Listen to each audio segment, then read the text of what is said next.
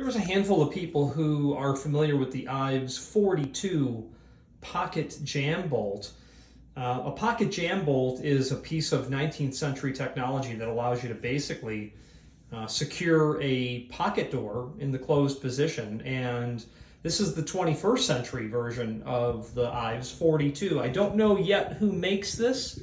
This is a sliding door in a typical hotel room, but just to demonstrate how this sort of concept works, and it's the same as our 19th century technology.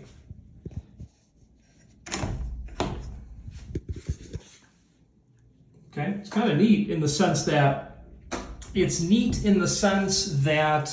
hardware that we use today in the 21st century is nothing other than, much of it is nothing other than ideas that really smart people came up with 150 or more years ago. There's the 21st century of the Ives pocket jam bolt.